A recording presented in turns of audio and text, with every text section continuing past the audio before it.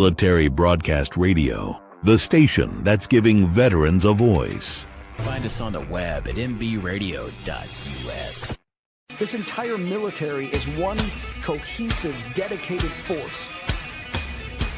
And the threats to our nations, they don't sleep. They're watching our every move. Iran, Russia, China, North Korea, ISIS, Al-Qaeda. They may be watching this right now. Our military should not be mistaken for a cable news gabfest show. We don't care what you look like. We don't care who you voted for, who you worship, what you worship, who you love. It doesn't matter if your dad left you millions when he died or if you knew who your father was. We have been honed into a machine of lethal moving parts that you would be wise to avoid if you know what's good for you. We will not be intimidated. We will not back down. We've seen war. We don't want war. But if you want war with the United States of America, there's one thing I can promise you, so help me God. Someone else will raise your sons and daughters.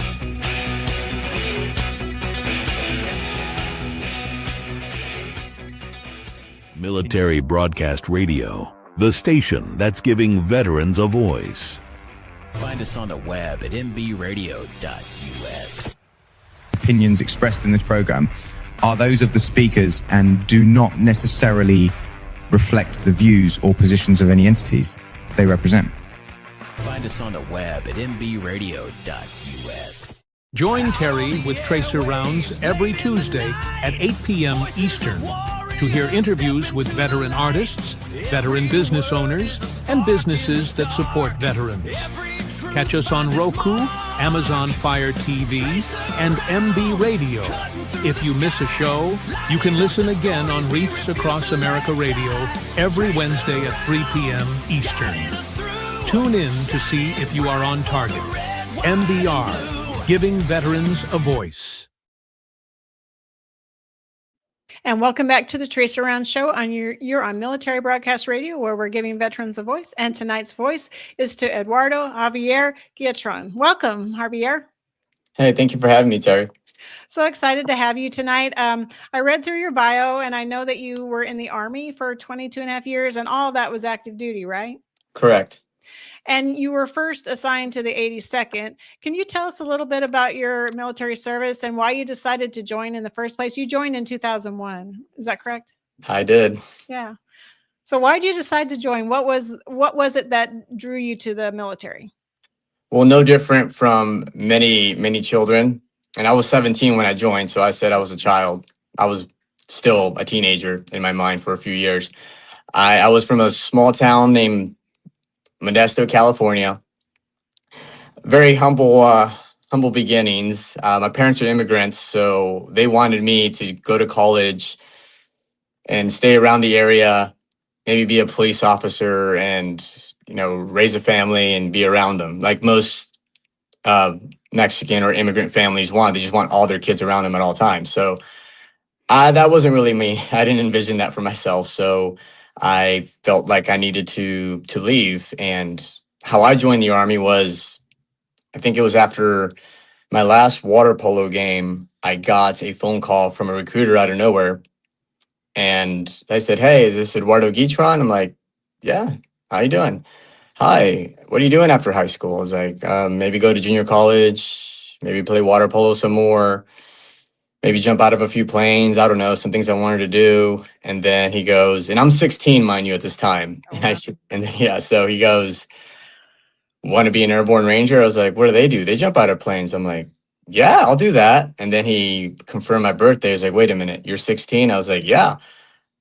I can't talk to you until you turn 17 in November. So go ahead and talk to me after you turn 17. And I was like, "Sure, I'll call you, I guess." And me being the loyal person that I was, or am within reason, I give him a call after I turned 17. It was around December, actually. And I told him, "Hey, you asked me to call you back, so I called you." And from there, I depped in January 26, 2001. And then I shipped off on August 2nd, 2001 to basic training. So where did you take your basic training at? Fort Benning, Georgia. Okay, yeah, Mhm. Fort. Let's see. So they changed the name, didn't they? It's a It's new. still it's back to Benning now. Is it okay? It's not so what they did with all the naming conventions, they changed it back to the same name, but just a different person with the same last name of that fort. Oh, So that makes sense. Yeah, I mhm. think I did see that because Fort Hood was Fort Cavazos, and then they Mm-hmm. changed it back to Hood. So yes, and then Fort Bragg, same way. They changed it to Fort Freedom or something, and then they changed it back to Fort Bragg. I've always known it as Fort Bragg, and in the small interim years, it was called Fort whatever it was. I refuse to say the name. I always called it Fort Bragg, and even as a contractor, some of the people would be like, "Hey, it's called this now." No, it's Fort Bragg to me. I went to pre-ranger there. I went to the Q course there. It is Fort Bragg. It has always been Fort Bragg. It will always be Fort Bragg, no matter what they change it to. I mean, I think that's ingrained, so I think it would stick. It sticks with me because I spent some time at Fort Bragg too. So I was there for like 5 months, and I was like, it's Fort Bragg. I don't care whatever else they call it, but it is Fort Mhm. Bragg. Yeah. I have to agree. So, what was the 82nd like? What was it like being an airborne ranger? Did you find that interesting? Is it what you thought it would be? Like, what was the most exciting thing that you remember from that time? First, I did not show up in Airborne Ranger, and I think your audience would know a distinction. I went to Ranger school when I was in the 82nd. I just went to Ranger school, so I was just Ranger qualified. I was never Ranger Battalion. And there's a huge distinction, and there's a very big difference between a soldier who grew up in Ranger Battalion, went to Ranger school there, and a soldier from the 82nd who just went to Ranger school and became a team leader and squad leader and went up the ranks. So I just showed up as a private coming out of Airborne school to the 82nd, and it actually took me twice to do Ranger school. First time I broke my tibia. Oh no. Second time I went back about 9 months later, and I made it straight through, and I got lucky. And that's how I went to Ranger school. And I went the first time 2004. I'd already deployed twice by then. And then the second time was in 2005. I went in March and I finished in May. And yeah, and then afterwards deployed for 15 months. So Oh wow. yeah. And so then you went to the Q course too. So you went from being in the 82nd to trying out and we were talking a little bit before before the show, and you kind of mentioned you kind of got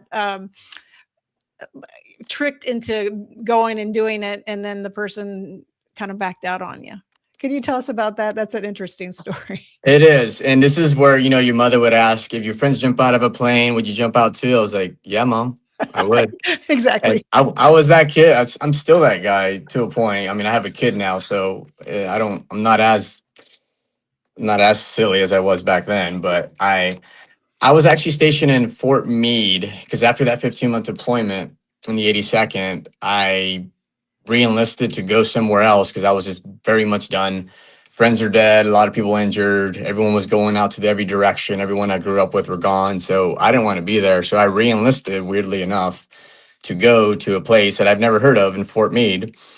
And then from there, that's when I went to a few schools, and one of these schools, BNOC, now it's called ALC, Right. but I met Tim there, and Tim was in my small group, and then we kept in touch. And then he's like, "Hey, let's play Call of Duty sometime." I'm like, sure. That's when I used to play video games, and you'll understand why I don't play them anymore after this.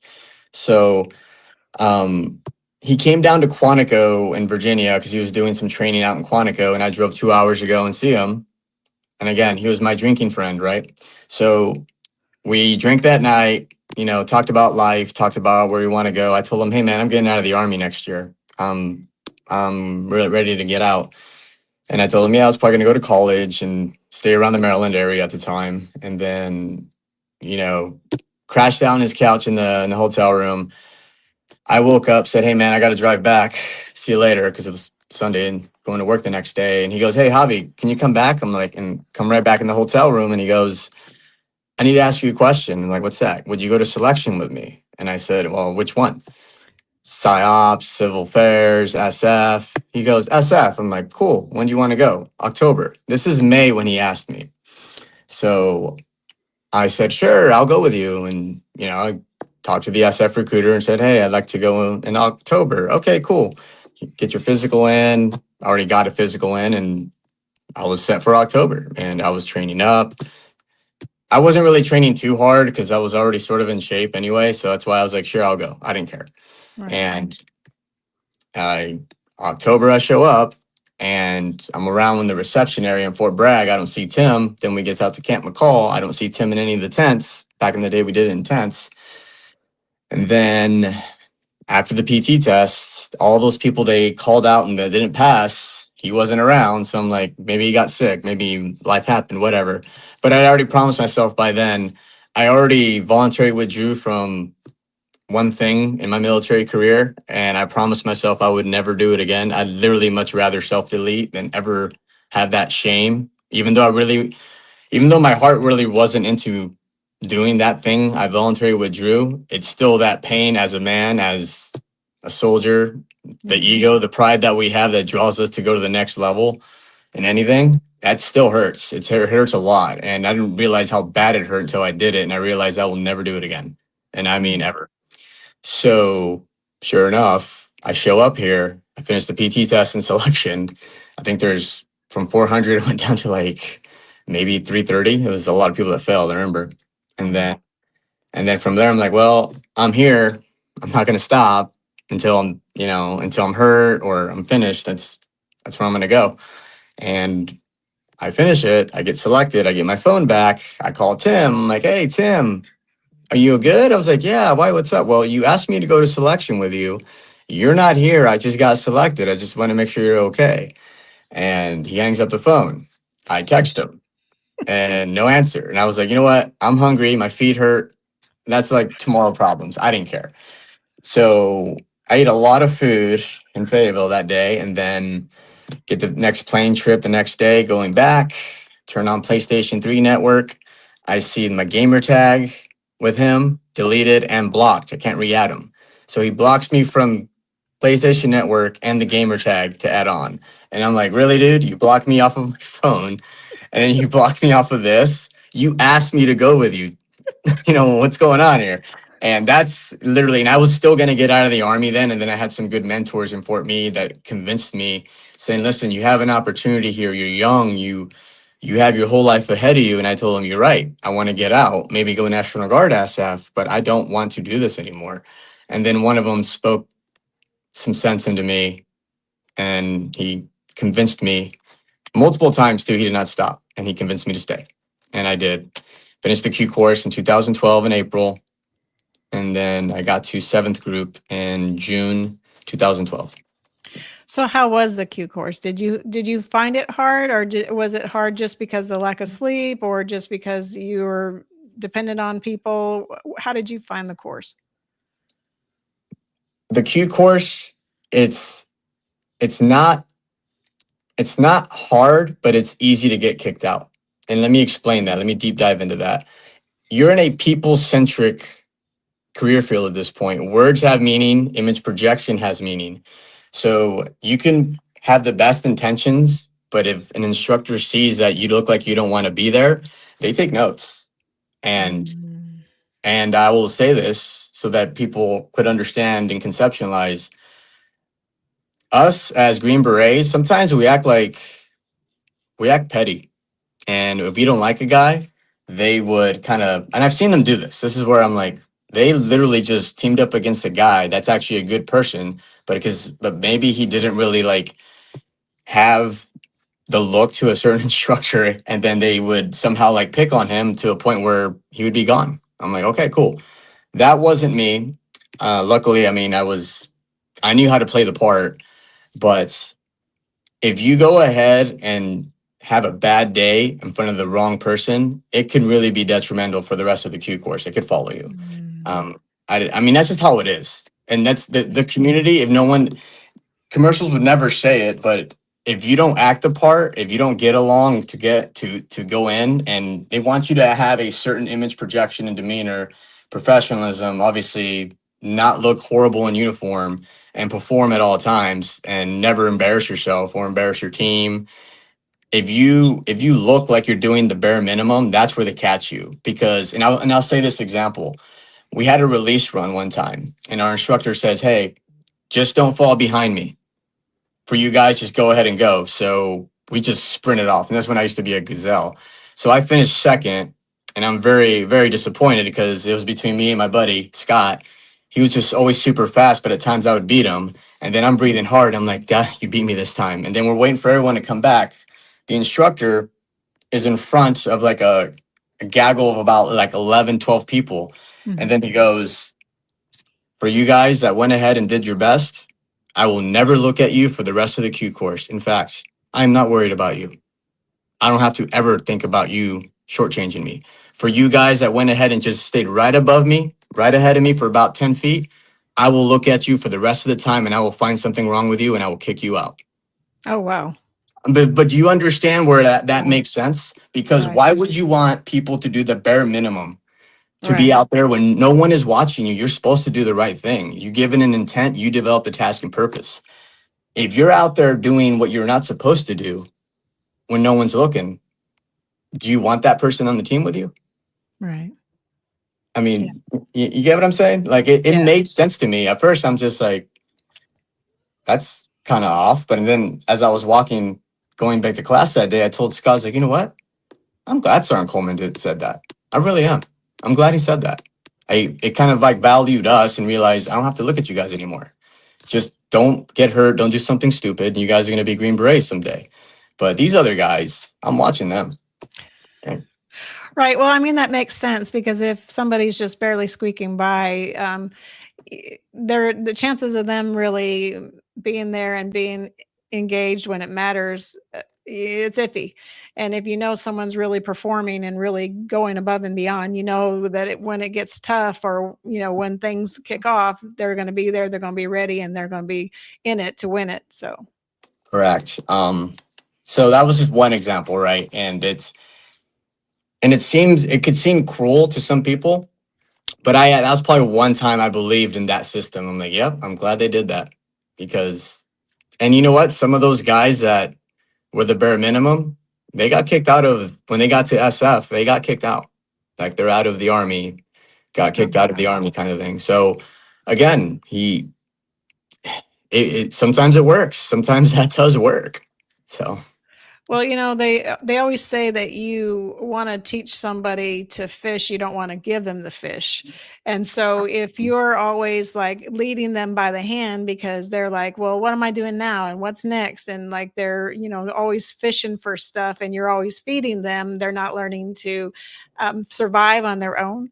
And you're going to spend a 20-year career leading them by the hand. And you don't want to do that either. You want them to be self-sufficient. You want them to be doing, the job, and they know, and you can move on and get the mission done. So it is a very tightrope or a balance you have to do between like giving them stuff and then not giving them too much because you don't want to spend a whole 20-year career like spoon feeding somebody.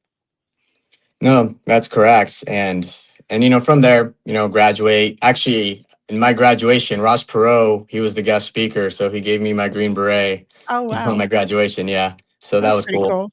It Yeah. was. So, but that ended that, and then, you're always in any specialized unit. Just because you make it, you never really make it, and you can't be complacent. So. This is where I told you, those guys, once they made it, those 3 guys I told you about, they were very complacent when they got to their groups and they got kicked out for a few different reasons.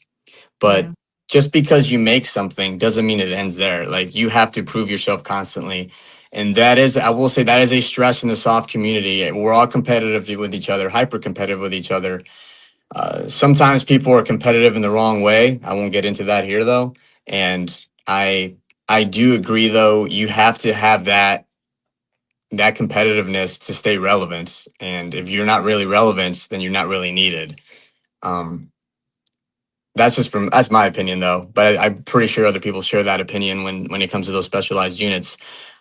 You have to want to be there every day. You do. And I will tell you, there was days I did not want to be there. I was just kind of burnt out. We all have tracer burnout. And that's at times they would say, hey, go here for a little bit, kind of like cool off, or you got injured. Hey, go there, get better.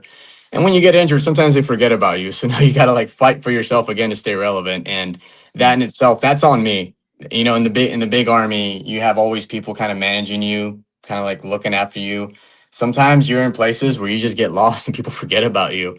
And that's where it gets a little dangerous in the sense of what are you going to do? Are you going to do something to get yourself back into the fight? Or have you seen enough where you're like, you know what? I'm just gonna be an asset however I can be an asset. And there's nothing wrong with that either. So Right. around the 15-year mark, to me, in service, I felt that I've seen enough.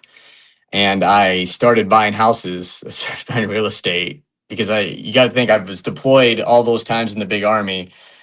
I never told anybody, but I obviously saved my money. I invested it and then started buying houses around the Eglin Air Force Base, Florida area. Oh, And wow.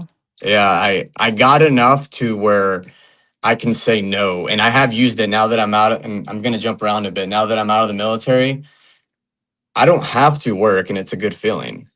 Yeah. I don't. And I only did that only because I wanted the choice of saying no. A lot of my friends that get out, or people that I've known that got out, they had no choice. They had to work because they didn't really have a plan. They did not do any planning to get out. 2 years isn't enough. So realistically speaking, I was planning to get out almost 7 years out, you know, Wow. and in my mind, I didn't know I was going to stay in 22 years either, but I thought I was going to stay until 20. Just COVID happened. So I stayed in a few extra years. So Right. I was literally, and this is where it's dangerous, and I'm going to be very hypocritical. I was slightly checked out around 15-year mark, and there's other people I know that are like this. I will never call them out, but I get it. And it's if there's not really anything going on, or you kind of see like a little lull in what we're doing. I had to do something for me. I also wanted that choice to say no when I'm out, and a lot of the guys that get out without having that time to prep, they can't say no. They have Right. to. And it's a horrible feeling. And there's people that are out now, they get out, no plan. Me, and mind you, I yell at them. I yell at them as friends because I love them. And I'm like, you telling me you had no plan getting out? You have no job, you have no degree. What is your problem? Like, I am like berating them as friends. Friends need to do that to each other. If you love your friends, you love your sister, you love anyone, it's okay to be tough on them because they Yeah. need to understand the outside world. They don't care when you're out. They don't care what you did. They don't care if you were a sergeant major. They don't care if you're a Green Beret. They Right. really don't. They don't care about any of that. All they care about is results and what you can do for them, and can your experiences match with them. And I'm going to give you an example. I was given a job interview. They said minimum qualifications for this project management position, bachelor's degree, and any other managerial services. So I'm like, well, pretty much did program management, while I was, an NCO or a Green Beret, especially. And then the interview, and then the guy comes in afterwards. We're like, hey, all you guys that interviewed, we like all of you, but the stakeholders decided we're just going to take people with master's degrees. Me being argumentative how I am, I talked to the guy off, just on the Yeah. side. I'm like, you told me on this, everyone, minimum bachelor's degree to be considered to this. Yes, minimum. But the stakeholders decided that he just wants people with master's degrees. And I'm like, oh, okay. And I don't like being told no that way, especially, and it almost felt like I failed. So because of that, I got a master's degree because of that. So I'm just like, F everything. I will never have anyone tell me no, I can't do it because I was missing a degree. No, I purposely got out of the military wanting to make sure I had a bachelor's degree because I was told by my mentors that are in and out, hey, don't leave without your bachelor's degree. I wish they had told me don't leave without your master's degree. And one of the contracts I do now, I'm an instructor for the Army. Actually, I'm still a contractor for the Army to a certain capacity. I was in Germany recently. I just got back about 4 weeks ago, and I'm telling these soldiers in Germany in Grafenwehr, and I was just like, hey, do you guys start or even have a degree? No. I was like, you want me to give you some advice? Don't get out of the Army without a master's degree. I was like, why a master's? Then I told them what happened. I'm like, oh, really? I was like, really? They don't care? They don't care you were an artilleryman? They don't care that you were a petroleum specialist? You think they care? They don't. They care what you have on that piece of paper that matches them. If they got a master's degree, they want you to have a master's degree. Yeah, and that's how it works. true. And then they didn't really think about that. And then I tell some of these kids, because I always see them coming in and out, I got to turn in my phone every day. anytime I go and cross that little hut, and I BS with them. And I actually enjoy talking to some of these kids. I was bullying them into getting a degree. I was just like, anytime you talk to me, if you're not talking about what classes you're going to take, I'm going to make fun of you. And I honestly, I was like, go ahead, tell on me. You really think I need this job? Go ahead. They can fire me for hazing you. But if you're not doing this, you're a silly person. Right. Obviously, I'm changing my words. I said other choice words, which I will not say on here. But I was bullying these kids, and some of them actually took it. It was actually kind of cool. They're like, hey, no one's really spoke to me that way. Not even our NCO. I was like, yeah, because I'm pretty sure they don't have degrees either. Because I probably didn't at their age either, but right. I don't like to see other kids, like the amount of time when I see an 18, 19-year-old now in the military, I was like, you guys have so much time to do so much if you wanted to. You can monetize your time, get a second job without them knowing. That's what I did. Not saying they should do it, but I did it because, it got me to where I needed to go fiscally, where I'm at now. Right. But there's other ways they can monetize their time, whether through education, learning a trade, a skill for them to better themselves when they get out. Again, primarily, your whole sole purpose being in the Army is to be in the Army, but you're not always going to be engaged. We have that lull time. We're always going to have, well, we're off on the weekend, or hey, we got off early on this Thursday. What could I do with this time to fit in? Do I go and drink with the boys, or do I do something for myself secretly and not tell anybody? So, yeah. That's really good advice, because a lot of them aren't preparing for what's next. And that is the key, is to prepare for what's next. You're always looking 5 to 10 years down the road, like, what do I need to be successful? And so I really have to applaud you for really looking at it and seeing that, you needed to do something so that when you got out, you had something that you could fall back on, that would support you, that, helped shape what you were going to do next. So that's very forward thinking on your part. And that's really great that you're mentoring the younger soldiers, because I don't think enough of that goes on. And it needs to, because, some kids aren't getting mentored in home, like on a civilian job I work for, we'd have people come in and apply for a fire job. So being a firefighter, and they have never mowed a lawn. They have never cleaned a house. They don't know anything about doing anything around a building, so if you're living at the firehouse, you have to maintain the firehouse. So they know nothing about that. And then the most exercise that goes on is the fingers on the gamepad.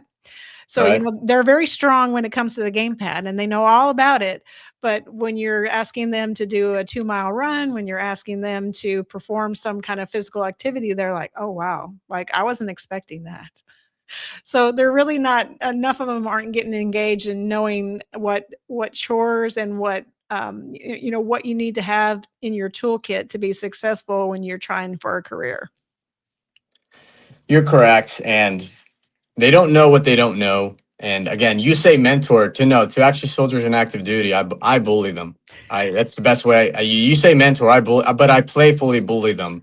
I build them up. There's building up bullying, and then there's just being a straight up Richard when you're bullying them. Yeah, Notice I just said being Richard. mean. Right. Well, I say Richard instead of the other word because I don't want to not be on anything else.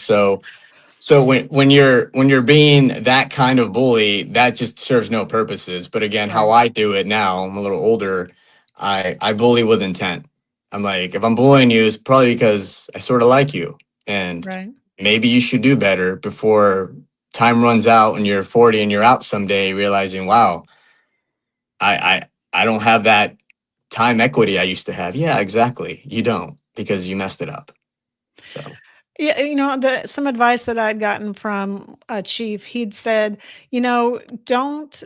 don't make your identity your job, because if you make your identity all about your job, then when you aren't in that job anymore, then you don't know what to do. You don't know who you are. You don't know how to interact, because your whole identity is wrapped up in that role that you had. So if that's the only thing you're focusing on, then you've got a problem. Because he said, don't just associate with people in your work group. Make sure you have friends outside, because you need to have some outside influences and some outside networking, so that when you go to do things like what you're doing, you have an ability to talk to those people and understand that culture, and not just the culture you're in currently. You're correct. And it's funny, not even funny, it's intentional when you said go outside of your work group. Go literally go meet people, right? There's a difference between networking and building relationship. And I learned this about 4 years ago. Networking is almost like, oh, hey, you're saying hi to somebody. Oh, I see him at the bar all the time. I see him at the coffee shop all the time. I see him going through the motor pool all the time. That's saying hi to them. But then you have building relationships. That is intentional. That is, you've done, and not to sound like a sycophant here, but you want to value exchange with people. People who are, when you're out of the military, you want to be around people who have more money than you, who have more success than you. How you do it depends on what the value exchange is going to be. Most of the time, if you're going to be around wealthier people, ultra high net worth, the best you can give them is the time. So how I mean, because I'm working with a client right now. I mean, I'm not on right now, but I give them security and I give them peace of mind and time. They have the time where they can react and be peaceful, right? I give them time. That's the Yeah. best thing you can do to anyone in the whole ultra high net worth. You give them time, you give them security. They're good with that. That's the value exchange. What I get in return is what contractually I get in return.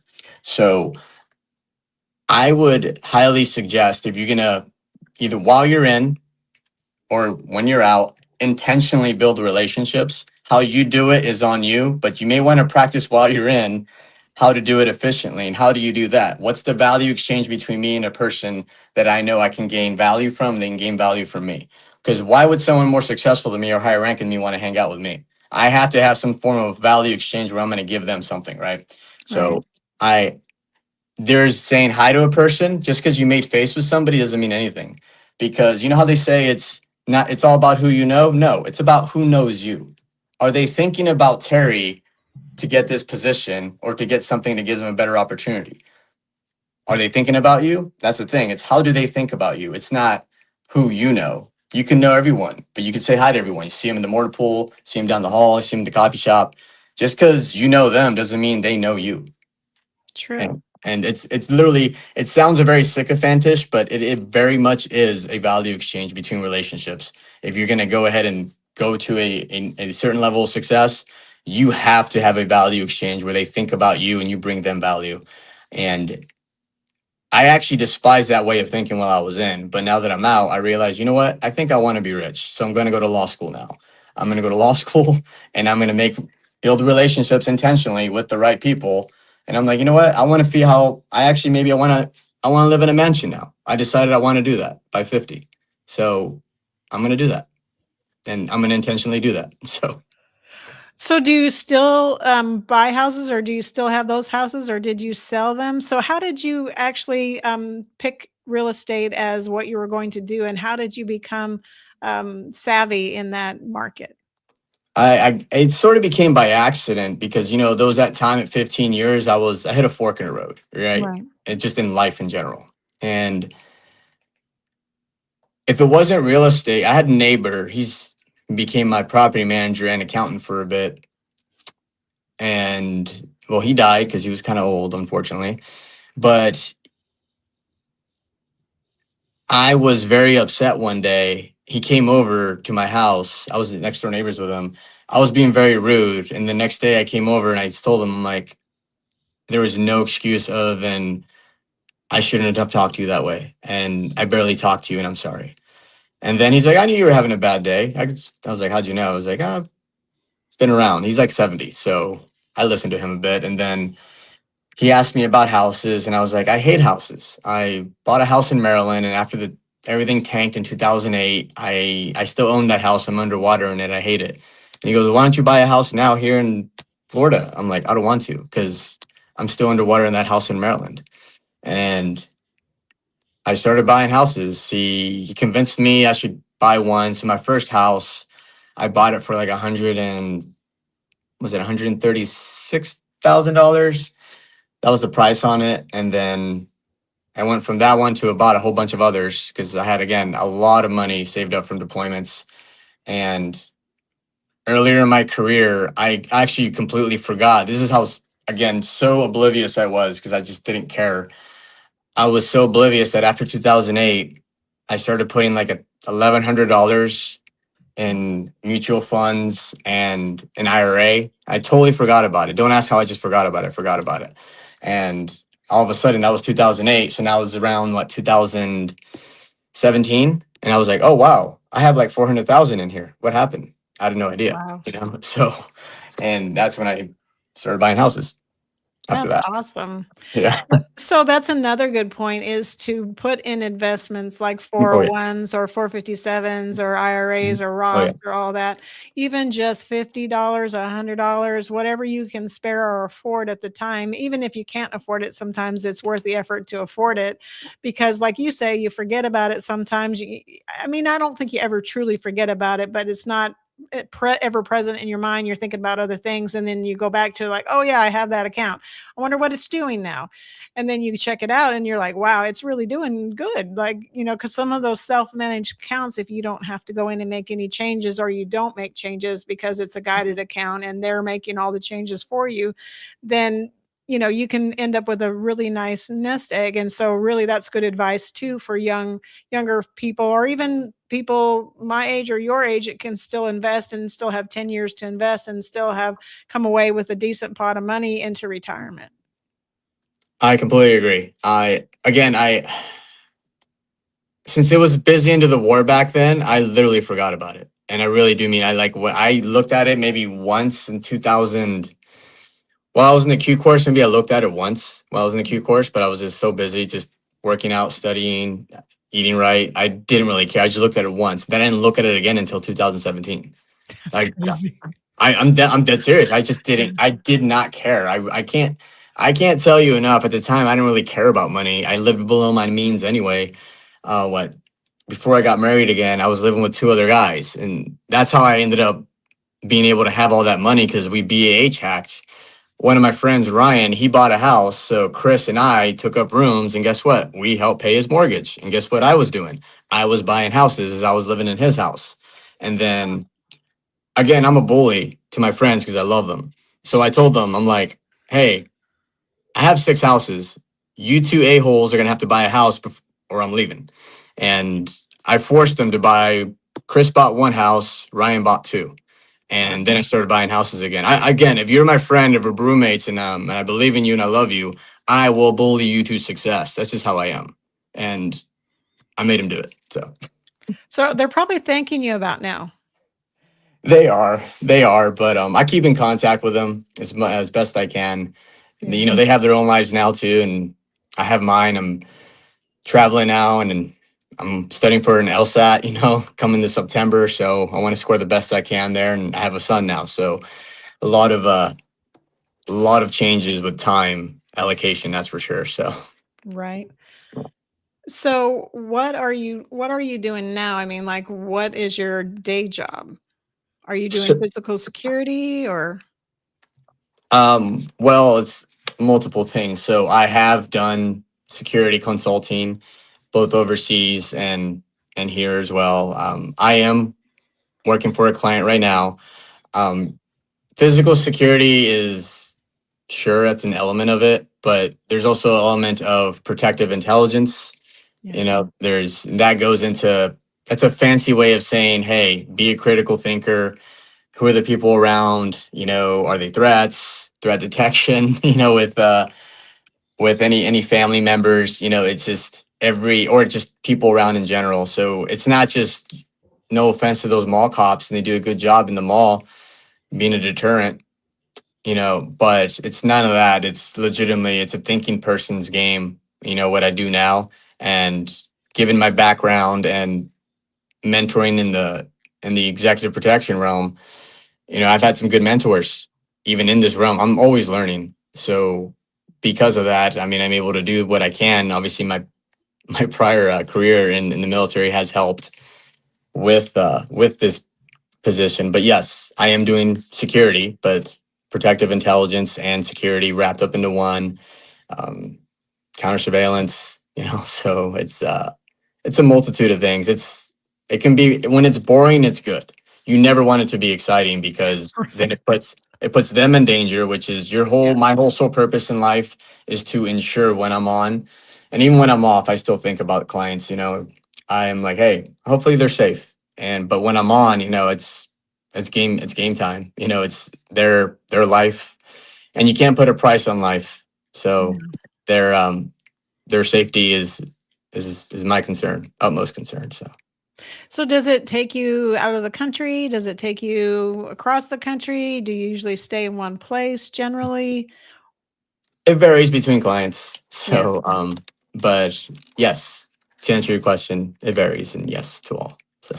And so you said you're also contracting with the Army, and you were in Grafenwehr where they're doing training, because that's a big training place or post or base or whatever word you want to use, training ground in Germany. So do you do that too all the time, or is that just contract by contract, or how does that work? So that's part-time on call. It's one of the best gigs you can get when you leave the military because they renew your clearance. So they only require me to go once a year with them. I already fulfilled my once a year obligation. Other times I couldn't go. I actually did want to go because it was either family obligations that I just couldn't say no to, or had an injury. Or had a VA appointment I couldn't miss. It'd be like reasons I couldn't go. I actually enjoy that contract. It pays the least. Again, I don't want to sound like a complete, gold digger, but when you're out, time is money. It pays the least. And again, I know how it sounds, but it pays the least, but I'm the youngest person on that contract. So what I get fulfillment out of it, besides interacting with soldiers at times, is these much wiser and experienced people. There's people there that are like 87 and they're still working. Wow. I get to ask them about life. And also a lot of these people stay on there because they know they keep saying, no, this is my last rotation. This is my last rotation. And they keep saying that. But I would ask them and I'd call them out. I was like, you know what? Every rotation I've been on, no one has died. So how about this? Every rotation I go on, you need to go on, and don't stop going on them because you're going to die. These guys have the darkest humor ever. They're like 87 in their 80s and their 70s. They go along with it. And they're like, yeah, I think you're right. I'm probably going to stay here a little longer. I was like, maybe you should, because I don't want to see you die. And the thing is, we're talking about mortality here like it's a joke, but it's really blissful when I'm around them, because they like tell me, like, I have a son your age and I have a grandson your age. I'm like, wow, so I enjoy hearing their stories. And again, there's stuff I don't know about life. So I ask them all these questions because I don't know everything. And when I'm around them, I do speak a little better, well-mannered compared to some of the hooligans I'm around sometimes. And I feel fulfilled when I'm with them. And it's a good time. It really is. It's more good for the soul, and I enjoy it when I'm with them. So yeah. Yeah, and I think they get a lot out of it too, because once you retire and you're not engaged in something meaningful, like training soldiers and being part of a machine again is very meaningful work and very validating, I guess I would say. So, it's good for them too. And like you said, and not to harp on the mortality thing, but when you slow down and stop and you stop doing things, that's when things happen, because if you're engaged and you're active and you're doing things and you're keeping your mind fresh and you're, constantly like looking for things and looking at operations and deciding which ways to go, you're really engaging all your senses. And that's so important to maintaining physical and mental health. And if you kind of stop doing those things, then that's when the decline sets in, I think. You're correct. So I like it. It keeps them sharp, but also it's like a high school reunion for them every time. Right. And I told them, like, well, I'm the youngest guy here. I mean, it'd be cool if other people my age join, but like I'm the child to them, which is kind of cool. I haven't been the youngest guy to anything recently, but to them I am. Maybe that's one reason why I like going there. But it's a good feeling, and it's good people. And I like to bully kids in the Army when I'm there to make them do better. I'm like, what are you doing? So Right. Just challenge them. I mean, I think that's yeah, what it's about, is challenging you to do better and be better and really think outside the box. You usually just think of your perimeter, just what you see yeah. visually and not anything outside that. And until you start looking outside and thinking, okay, well, what's outside this? What can I do? Where do I need to focus my energy or effort? So it's really great that you are doing that for them because they need that. No, correct. And I'll tell you a story. When I was still a Green Beret, I actually helped people earn their Green Berets secretly. It's something I would broadcast. I didn't put it on Instagram. Again, I don't play that game. I can't tell you how so against it I am. But eventually I'm going to have to join that realm, but I just don't like the imposters that's, for instance, I know there's people out there that are charging money to help people pass selection. And I'm like, I did it for free because people came to me. And then I only regret one of them because he's a Green Beret now and I do not like him. And that's like, it's one of those, dang, I helped make you. I shouldn't have helped you. I don't like you. And because of that, I never wanted to help people again, at least be a Green Beret. But I'm like teetering on the idea of I would do it for free if somebody actually wanted to do it. I would help one more person one more time. I would fly out to where, because I have the money and I have the time, depending. I can fly out to wherever they're at, and I would be like, "You want to be a GB? Well, I can get a hotel. I could eat well. I could work out all the time. We can go in the woods. We can walk for 10 hours." Because that's how long the STAR course is. You're walking for 10 hours from night to day. Hopefully you don't get bit by a snake, fall in a hole and twist your knee, tear your ACL. You're going to walk into like many webs of spiders in the woods, and you're going to scream in the freaking woods to the top of your lungs because you have webs in your face. You want to go through I'll do all that. I don't care. But if there was a time, if I do decide to actually pull the trigger on this and actually aid someone in doing it, the sooner I want it more for them, I'm going home. Like, that's something I will not play. Right. Like the day I want it more for you, and the day you do less than me, and the day that you don't continuously start to outdo me, that's the day I leave. And so it would come with conditions if I ever decided to do that again, because I want to erase that one mark that I feel very guilty about, that I can't believe I helped this person become a Green Beret, and I despise that I did that every day. I almost want to erase that feeling and be like, I'll help somebody. But the second you meet those conditions that you don't meet my conditions, I'm out of here. You're on your own. So Right. Yeah, you have to show up for yourself. And if you're not willing to show yeah, up for yourself and put your full effort forward, then right. there's no reason to help somebody that's not all in. Completely agree. And yeah, it's just those are my conditions. It's a character thing for me.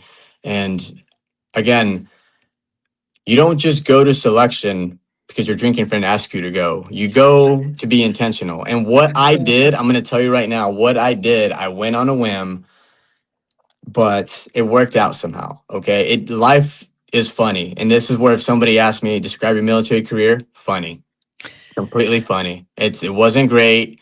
It wasn't bad. It was just funny. Literally, it was funny because I did things. I found myself in positions that I'm like, how did I get here? Okay.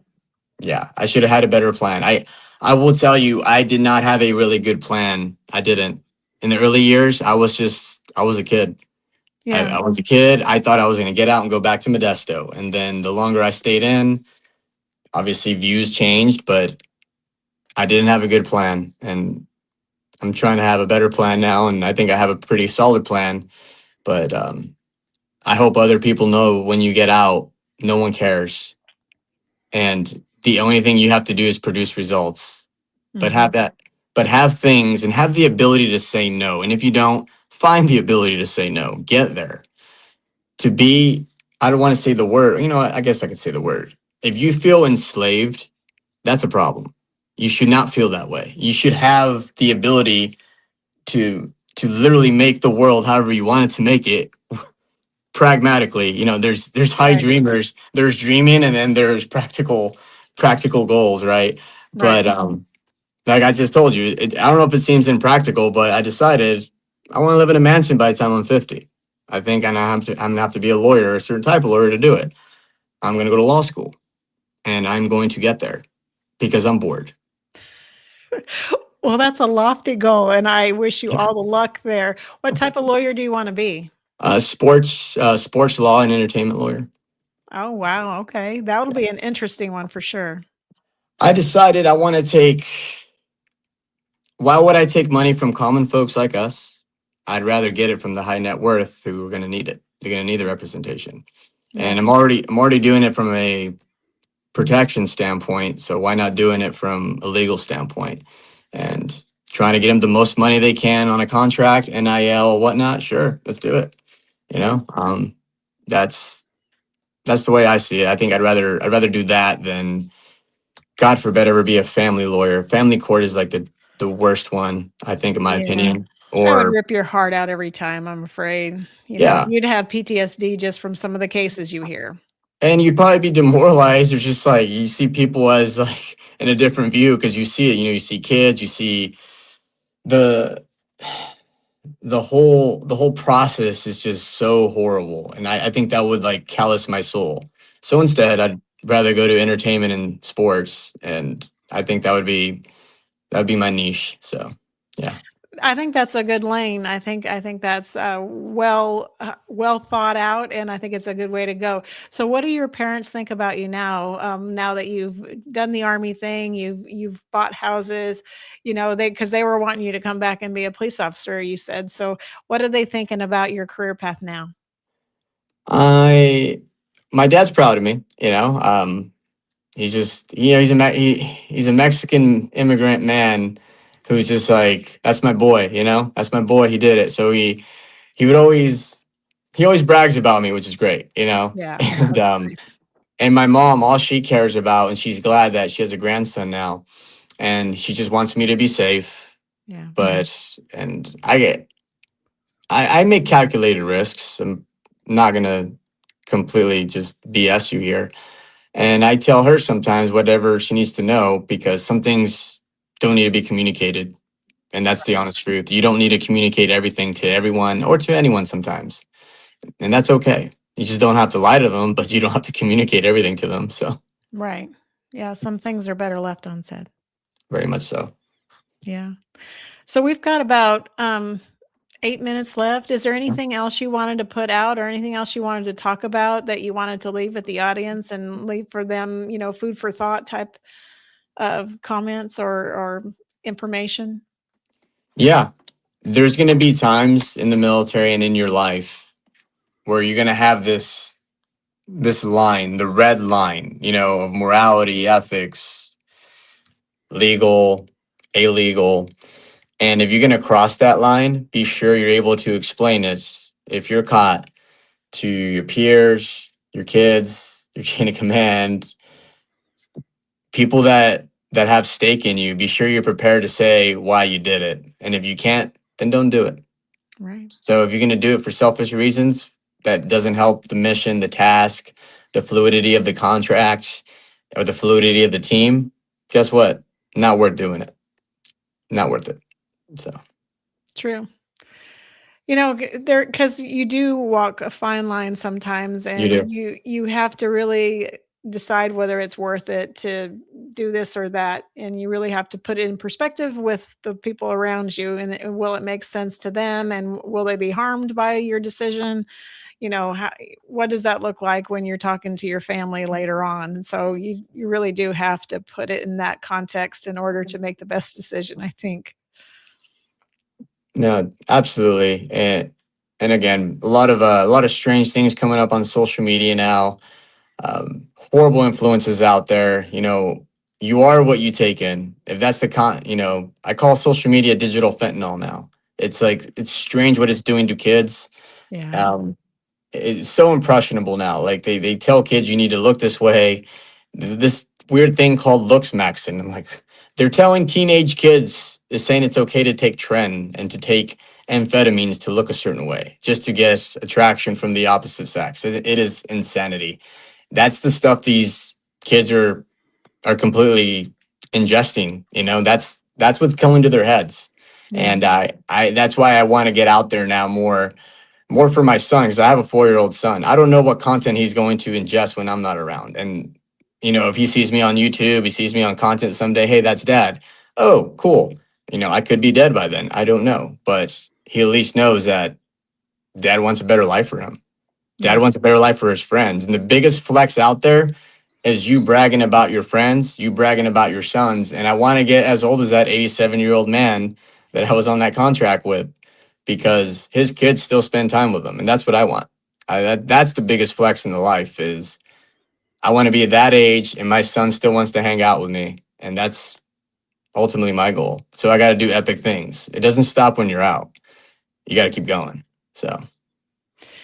And so how do you transition when you go from where you were in the military doing 82nd Airborne, being Green Beret, and then you're outside and you're transitioning after you've been deployed several times? What does that mental health look like? How did you make that transition? Because I know that that's really a really rough road for some to really make that jump. What did you do to really get yourself in a good place? I wasn't always in a good place. Yeah. That's the honest. So if anyone ever tells you, oh, hard determination, God, and all that, they're so full of crap. That helps, but guess what? You are never always going to be in a good place. We're human too. We're all fallible. So I will tell you now, you're going to have to go through some pain and a lot of uncertainty, and hopefully you have the right people around you. Solitude helps within reason, but if you have good people around you, sometimes your priest can't tell you, or your pastor can't tell you all the right things because he doesn't know your life. And most of the times you're going to have to go through those growing pains, and it's going to be horrible. But the thing is, I've had friends that survive deployments but somehow decide to self-delete. That is not the answer. And it's been happening recently. The worst thing out there is knowing that you had these phenomenal Americans, these phenomenal human beings, did impossible things sometimes, seemingly, or very courageous things, for them to end their story because they're having a few bad days or not reaching out. And here's the real honest truth about it. It doesn't help always to help talk to a counselor. Does it help to go to get a ibogaine journey? Yes, it does. I've had friends that has changed their lives and it has improved their quality of life significantly, where I'm so glad that they're going to be in a good place. Yeah. There's therapeutics out there. Do they all know about it? Probably not. I've asked some friends in the big army about it. You guys know about ibogaine? Maybe you should think about doing this before you do what our friend just did recently. And I infer a lot of those things, and I'm very vocal about it amongst my group of friends, and even people I don't know or I meet along the way. I would tell them, hey, look into this. Hey, I got a number for you. This person, they'll tell you all about this. And it's not ever going to be easy. I sound cool right now, but I wasn't always this cool when I was going through it on, some things about 2 years ago. Yeah, about 2 years ago. Yeah. I didn't have these tattoos, but my good friends finally admitted to me, I'm like, hey, your face is kind of sunk in. You look like you haven't eaten in days. And, I did not look like this. And I was like losing my hair. It was crazy, and then I wasn't this put together. I looked older, and I'm 42, right? But I had those bad days because I was going through things in life, and it's okay. You're going to go through with it, but a temporary problem doesn't have to meet with a permanent solution. And that's my thing. It doesn't have to go that level. Alcohol is not the answer, that's for sure. But you gotta find something that works, and I think we owe it to ourselves. We do. And self-deleting, absolutely out of the question. I will bully a person so they don't self-delete. I will bully them. I will say, you're gonna live with me. I'm gonna bully you every day. We're gonna work out. We're gonna eat right. We're gonna eat freaking 5 eggs, for breakfast. We're gonna eat chicken. We're gonna eat freaking fruit. We're not gonna eat that bread stuff. We're not gonna eat all that stuff that poisons you. And I will bully a person if need be, so they didn't self-delete. And I'm okay with that. So we have to bring back bullying, but the right way. Bullying with intent. It's motivation, yes. Motivation. I don't like motivation. I think it's more discipline. You got to bully with intent to make them disciplined.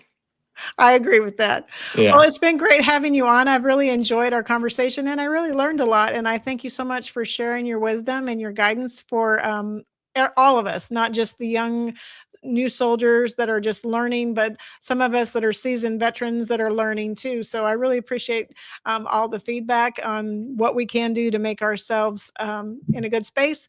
And then, just really how we should look to the generation and mentor them as well. So I really appreciate your time.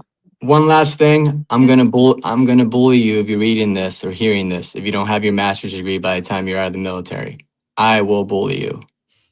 I will find you. I've got mine, so I'm good. Well, good. Keep bullying people. Make sure they get theirs. I will.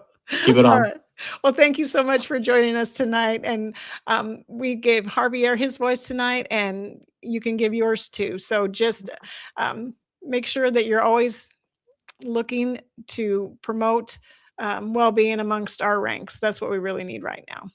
And bully them into education. That's right. So this is Tracer Round signing off. Thank you. Life is like a duck. Tough times don't last, but tough people do. Here at Military Broadcast Radio, we're teaming up with our friends at Die Tired, the veteran-friendly music band spreading strength, resilience, and mental health awareness one shirt at a time. And check this out. Their brand new shirts feature broadcast beaker right on the breast pocket. A reminder that you can weather the storm, and you're never alone. Shirts are only $25, and proceeds support giving veterans a voice. MBR's mission to teach veterans how to podcast and videocast. Because when our vets are talking, they're not overthinking. They're not second-guessing. Together, we stop the 22 stigma. Grab your shirt today at mbradio.us and hit the shop. Or go directly to toramerch.printavo.com/merch/dietiredband. That's toramerch.printavo.com/merch/dietiredband. Suit up, stand strong. Remember, we're unduckable together. You're built tougher than the storm. Ladies and gentlemen, thank you for tuning in to Military Broadcast Radio. As we wrap up today's show, we want to remind you that the podcast of today's episode will be available right after we go off the air. So if you missed any part of the show or want to listen again, be sure to check it out. And remember, we're here to support and honor our veterans. Your stories and experiences matter, and we are committed to giving you a platform to share them. That's right. We're here to give our veterans a voice. So don't forget to catch the podcast and stay connected with us. Giving our veterans a voice.